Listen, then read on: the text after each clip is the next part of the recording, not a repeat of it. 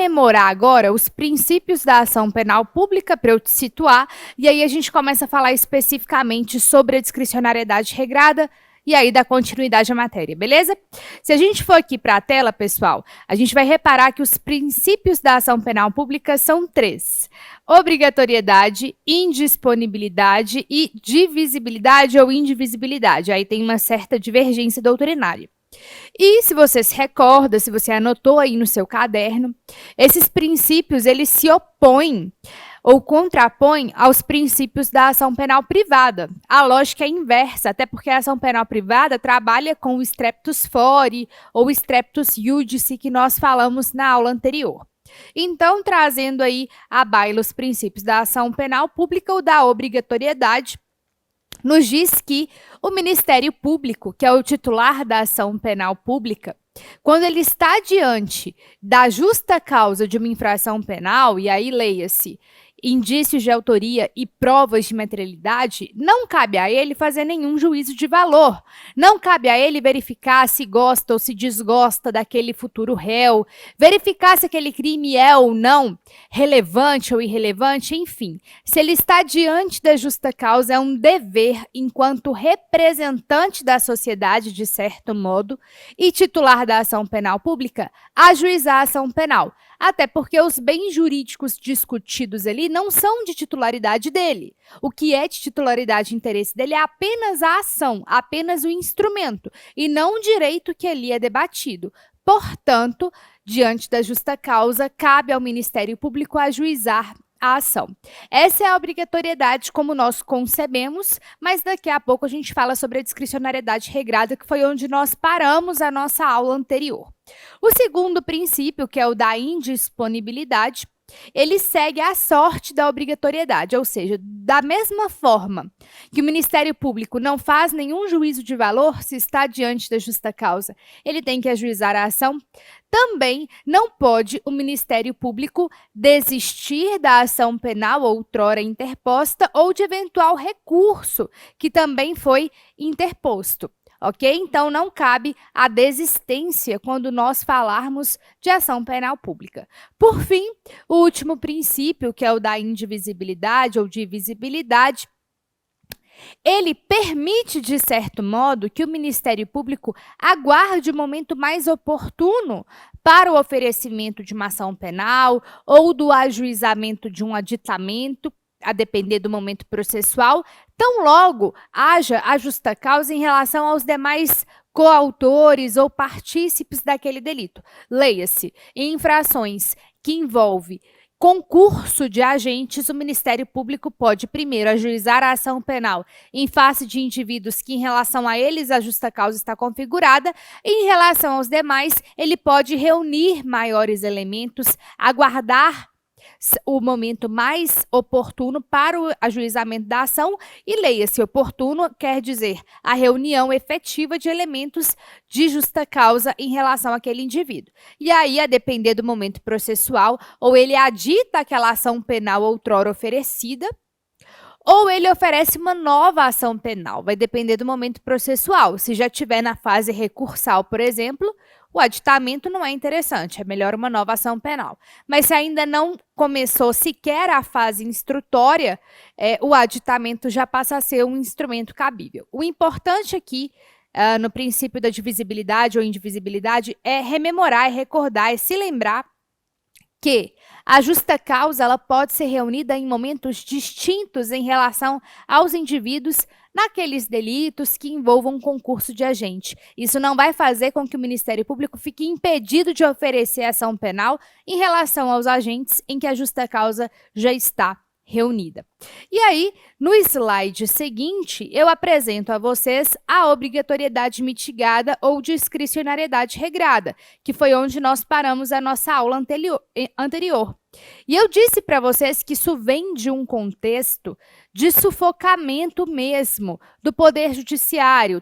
Há milhões de demandas ajuizadas no sistema de justiça criminal brasileiro. E isso, inevitavelmente, faz com que o processo fique mais moroso, que casos, de fato, saiam impunes pela ocorrência da prescrição, que os juízes, os promotores, todos aqueles agentes participantes da persecução penal como um todo, em todas as suas fases, então, os delegados, os defensores, os advogados, eles não dão conta da demanda trazida. E mais, o cárcere, ele passa a prender de forma injusta, leviana, arbitrária, e muitas vezes quem realmente deveria estar lá dentro não está. Então, toda essa crise advinda do acúmulo excessivo de demandas no sistema de persecução penal, principalmente no Poder Judiciário, faz com que o legislador comece a pensar em mecanismos de evitar processos que podem, de fato, ser evitados, desde que na lei estejam previstos instrumentos para o que nós chamamos de acordo processual, que é uma espécie de negócio jurídico que se firma entre o titular da ação penal, então geralmente o Ministério Público, e aquele pretenso e futuro réu, onde ele, no mais das vezes, ele cumpre alguma condição, que é uma espécie de pena, mas não é a terminologia adequada. A terminologia adequada é realmente condição, em troca do não ajuizamento de sua demanda, em troca dele não se tornar réu, ou dele ter a sua punibilidade extinta, tão logo ele cumpra as condições impostas no bojo daquele acordo. Então, o legislador ele vai pensando em instrumentos que podem ser colocados no sistema de persecução penal para evitar processos desnecessários que podem ser resolvidos aí por meio de acordo e não precise levar necessariamente aquele indivíduo ao cárcere, ou seja, deixar o cárcere para os indivíduos que realmente guardam certa periculosidade, assim como deixar o processo para aqueles casos que de fato requeiram um processo penal com toda a linha, né, da persecução penal, com toda a fase judicial, movimentando a máquina pública com onerosidade, com morosidade na maioria das vezes, mas que naquele caso ali não dá para fugir tanto do processo. E aí o legislador, e aí tem que ser o legislador, porque aqui nós temos o princípio da obrigatoriedade reinando sobre nossas cabeças na ação penal pública, ele estabelece alguns instrumentos em que pode haver esse acordo processual. Por isso, a obrigatoriedade mitigada ou discricionariedade regrada, porque a obrigatoriedade ela continua a existir, mas o legislador ele pode mitigar, ele pode fixar regras em que essa obrigatoriedade ela vai perder espaço para um acordo, para um negócio jurídico processual. E quais seriam aí os instrumentos que nós já temos no nosso ordenamento jurídico que materializam a obrigatoriedade mitigada? Então, na tela, a gente tem aí alguns instrumentos que o legislador já colocou no nosso ordenamento jurídico. Transação penal, o artigo 76 da Lei dos Juizados Especiais Criminais é um deles, talvez um dos mais antigos, que remonta aí à década de 90. O TAC, o termo de ajustamento de conduta, que é um instrumento que pode ser utilizado não só pelo Ministério Público, mas por outros legitimados, tanto em ações civis públicas, como também nas ações penais. O parcelamento do débito tributário, relacionado aí aos crimes tributários em geral, que podem fazer com que a punibilidade ela seja extinta, né, ao fim do pagamento da dívida. Isso envolve aí principalmente sonegação de tributos. O acordo de leniência, também chamado de acordo de brandura ou acordo de doçura, que é um instrumento que está previsto na Lei Anticorrupção. Então, está envolvendo aí condutas perpetradas por pessoas jurídicas, na grande maioria das vezes. A colaboração premiada, o instrumento previsto na Lei de Organização Criminosa, embora seja um instituto que também, de forma difusa, está previsto na Lei de Drogas, está previsto até mesmo no Código Penal em alguns crimes, como de sequestro. E o ANPP, que é o nosso artigo 28A, o Acordo de Não Persecução Penal, Foi uma novidade trazida pelo legislador com o advento do pacote anticrime, que inseriu aí o 28A. Nós falamos bastante sobre o acordo de não persecução penal na nossa aula sobre sistema preliminar de investigação. Então, esses são os nossos instrumentos aí da obrigatoriedade mitigada ou discricionariedade regrada, que vale dizer, é uma tendência desses instrumentos, desses institutos aumentarem em nosso ordenamento jurídico, principalmente tendo em conta essa grave crise aí do poder judiciário, que é inevitável. É uma crise que se revela até mesmo com feições de falência, e é preciso, de fato, ser repensado e ser trazido novos instrumentos para mitigar todos os danos causados por um poder judiciário atribulado e atordoado de processos. Tá bem? Ótimo, pessoal. E, claro, é sempre bom lembrar, a crise do poder judiciário ela é real, mas também se pensar no direito penal sob a ótica da intervenção mínima, também traz com que todos esses institutos venham à baila. Então, ainda que o poder judiciário não estivesse em crise, toda a principiologia do direito penal já faz com que haja a necessidade desses institutos existirem. É sempre bom reiterar. Ok, pessoal? Ótimo. Agora, a gente vai passar a tratar sobre algumas variações de ação penal, porque não raro eu percebo que em provas de concursos públicos aparecem algumas terminologias para nós e muitas vezes a gente sabe a matéria, a gente sabe do que se trata, a gente só não consegue linkar a terminologia dada com o seu significado. E a gente sabe, tem muito examinador aí Brasil afora que adora inovar, adora deixar a sua marca na prova, o que é uma vaidade esdrúxula, mas acontece.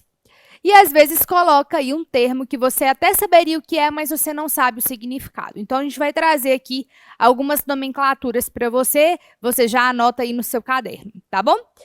A primeira delas é a chamada ação penal indireta. O que é a ação penal indireta? É quando o Ministério Público ele retoma o processo como parte principal na ação penal privada subsidiária da pública. Então, na aula passada, nós lemos o artigo 29, que trata da ação penal subsidiária da pública, a privada subsidiária da pública.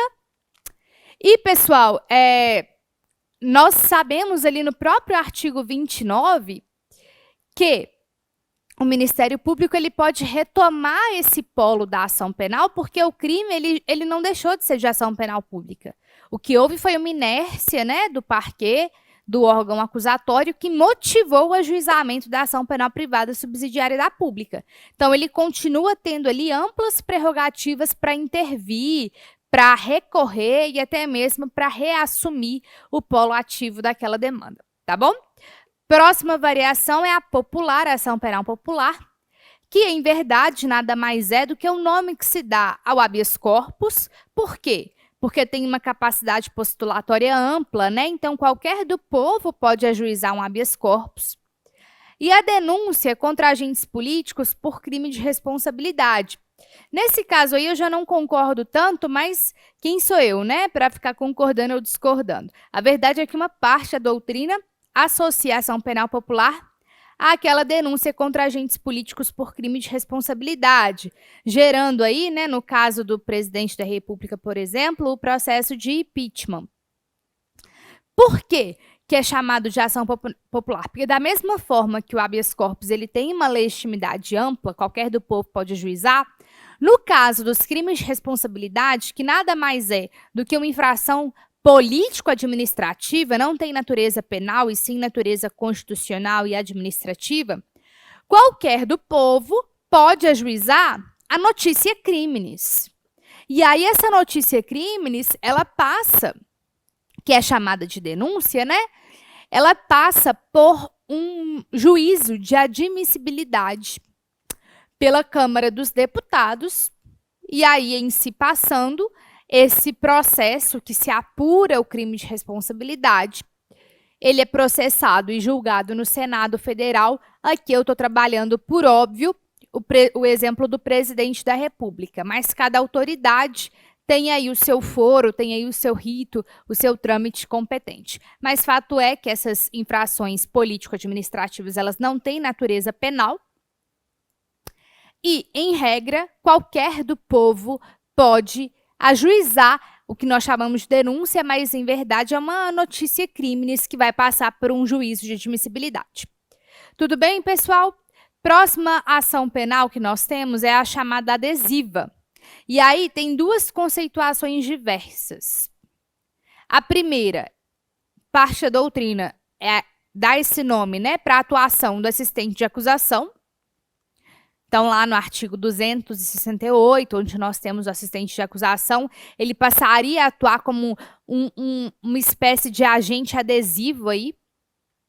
E também a ação penal adesiva é o nome que se dá aos processos reunidos por conexão ou continência entre crimes de ações penais diversas. Então, tratando-se aí de um crime de ação penal pública e outro de ação penal privada, considerando que o Ministério Público não pode ajuizar a ação penal privada, que aí é só o querelante quem pode assim fazer, esses processos eles serão ajuizados autonomamente, mas eles serão reunidos em face da conexão ou da continência, e aí o nome que se dá a isso é a ação penal adesiva, que parcela da doutrina dá esse fenômeno, é a ação penal adesiva. Conexão e continência, só abrindo um parênteses, a gente vai tratar disso à exaustão nas próximas duas aulas, que tratarão sobre jurisdição e competência, ok? Próxima variação é a de prevenção penal, que é aquela ajuizada com o objetivo de se aplicar ao inimputável medida de segurança. Sabemos aí dos inimputáveis, o artigo 26 e seguintes do Código Penal. Em regra, né, eles não cumprem a pena propriamente dita, então, pena privativa de liberdade, as penas restritivas de direito e a pena de multa não são aplicadas a ele, porém, ele passa por uma medida de segurança, caso haja aí a sentença da absolvição imprópria, que é aquela em que sugere, né, conclui que o sujeito é inimputável, ele passa por um incidente de insanidade mental, conclui-se pela inimputabilidade e ele pode ser submetido a uma medida de segurança que pode ser um mero tratamento ambulatorial ou também pode ser uma internação em manicômio judiciário. E aí a ação de prevenção penal seria aquela que desde o início já se inicia com a conclusão de que aquele sujeito é inimputável, ou seja, já houve aí um incidente de insanidade mental concluindo pela inimputabilidade. E aí a ação penal ela é ajuizada com o foco específico da sentença absolutória imprópria, ou seja, da aplicação da medida de segurança. Fechado, pessoal? E ainda temos a ação penal secundária, que é quando a lei estabelece uma espécie de ação penal para determinado crime, porém, em virtude do surgimento de circunstâncias especiais, passa a prever secundariamente uma nova espécie de ação penal para essa infração. Então, o exemplo que nós possuímos aí é o crime de injúria, artigo 140 do Código Penal, que, em regra, é um crime de ação penal privada, mas, se nós olharmos o parágrafo 3º, que traz a injúria racial, esse crime é de ação penal pública condicionada. Então, seria aí um exemplo de ação penal secundária para nós. No mesmo artigo, tratando do mesmo crime, há uma variação das espécies de ação penal. Pessoal, agora nós falaremos sobre as causas extintivas da punibilidade relativas à ação penal privada. Então, nós trabalhamos aí os princípios da ação penal. Primeiro, os princípios comuns a ambas as ações, públicas e privadas. Falamos dos princípios da ação penal privada. Depois passamos para a pública. Te apresentei a discricionariedade regrada ou a obrigatoriedade mitigada, as variações da ação penal. E agora a gente volta para a ação penal privada para falarmos de institutos que são exclusivos da ação penal privada e que faz com que aquele réu da ação penal ele tenha maiores possibilidades de ter extinta sua punibilidade, ou seja, dele não ser condenado. Justamente porque a vítima, no bojo da ação penal privada, ela tem mais liberdade, ela tem mais discricionariedade, ela tem mais âmbito de atuação. Lembre aí do princípio da disponibilidade. Então, a vítima pode livremente dispor de seu direito, assim como, com base na conveniência e na oportunidade, ela pode deliberar se é conveniente a ela ou não ajuizar aquela ação penal privada. É por isso, né, por essa razão, que quando um crime ele passa de ação penal pública para ação penal privada, inevitavelmente essa mudança vai ser mais benéfica para o réu. E, em se tratando de uma norma híbrida, porque de fato ação penal é uma temática tanto de direito processual penal quanto de direito penal, se a norma é mais benéfica, inevitavelmente ela vai retroagir. Então, se a gente trabalha hipóteses de crimes que migram, né, para a ação penal privada, inevitavelmente essa mudança ela será mais benéfica. Tudo bem, pessoal? Maravilha? E quais são os institutos que estão previstos para a ação penal privada? São 4: a decadência, a renúncia e o perdão à perempção. Com um asterisco, né, em relação à decadência, porque a decadência ela não é exclusiva da ação penal privada, ela também se faz presente na ação penal pública condicionada à representação. E também é por essa razão que, se um crime passa de ação penal pública incondicionada para pública condicionada, a lei penal ou processual penal híbrida também será mais benéfica, porque é que surge a possibilidade da decadência. Dos demais institutos, não, que são exclusivos da ação penal privada, mas da decadência passa a surgir. Agora, nesse momento da aula, a gente vai tratar uma a uma. Primeiro da decadência, depois da renúncia, depois do perdão e da perempção. Eu vou ler com você os artigos pertinentes, fazer alguns comentários e aí a gente dá sequência para a nossa matéria. A começar pela decadência. A decadência está aí no artigo 38. Então, salvo disposição em contrário, o ofendido ou seu representante legal decairá no direito de queixa ou de representação se não exercer dentro do prazo de 6 meses, contado do dia em que vier a saber quem é o autor do crime. Então, atentem-se aos prazos. 6 meses, contado do dia em que vier a saber quem é o autor do crime. Não é a data da infração, é o autor do crime. Ou, no caso do artigo 29, do dia em que se esgotar o prazo para o oferecimento da denúncia. O 29 trata da ação penal privada subsidiária da pública, né? E verificar se há decadência do direito de queixa ou representação dentro do prazo nos casos do artigo 24, parágrafo único e 31. Esses dois artigos aí do parágrafo, eles tratam sobre a sucessão processual, que nós falamos também na aula passada, que é o nosso CAD, ou CADI, cônjuge ou companheiro, ascendente, descendente ou irmão. Então, o que o parágrafo único basicamente nos fala? Que esse prazo ele não vai se renovar porque a vítima veio a óbito ou tornou-se incapaz. Esse prazo ele é contínuo. Então, se a vítima morreu, já tinha transcorrido aí 2 meses do prazo decadencial, porque ela já sabia quem era o autor do crime. Vai sobrar para os sucessores não 6, e sim 4, porque o prazo ele vai ser contínuo, ele não vai se interromper. Prazo decadencial, né, ele é contínuo e ininterrupto, ele não suspende, ele não interrompe, tá bom? Sobre ainda a decadência, pessoal, lembre-se que o pedido de instauração de inquérito policial não obsta o curso do prazo decadencial. E esse comentário ele é fundamental para a gente traçar uma diferença da decadência na ação penal privada.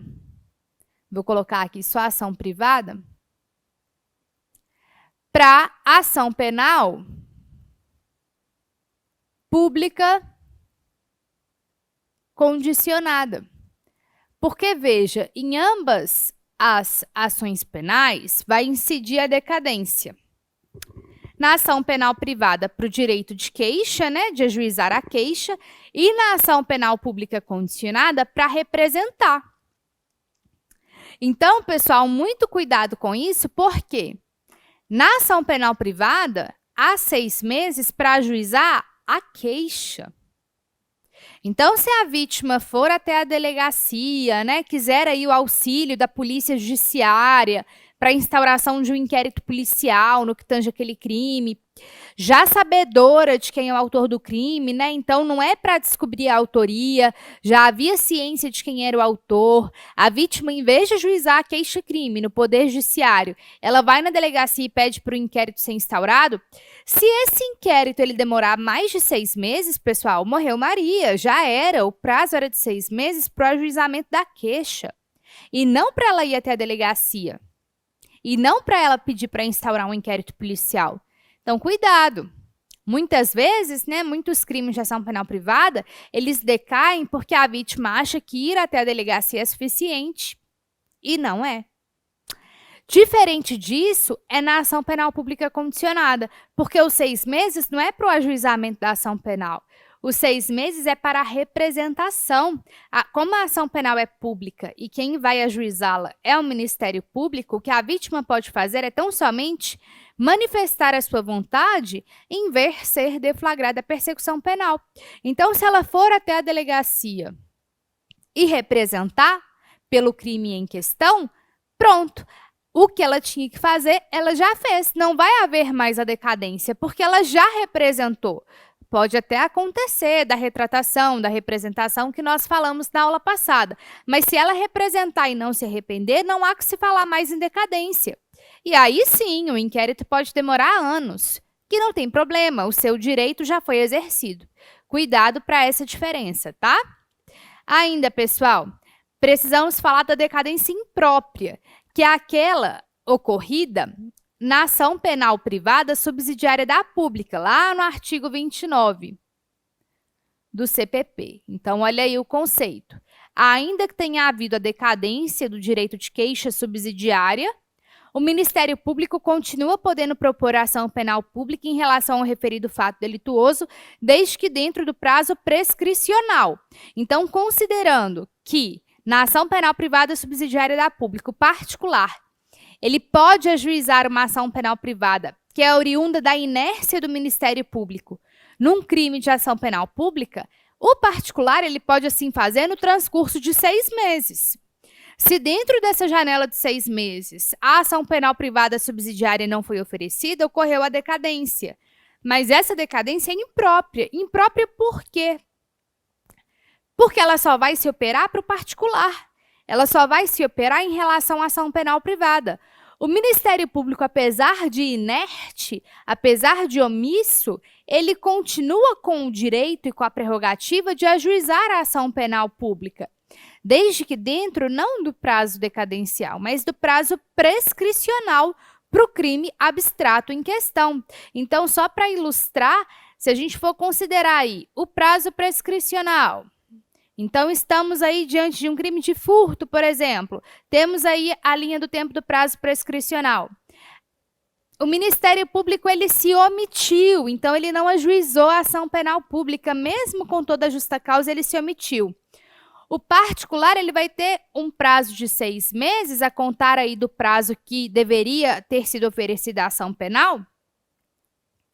E, escoado esse prazo de 6 meses...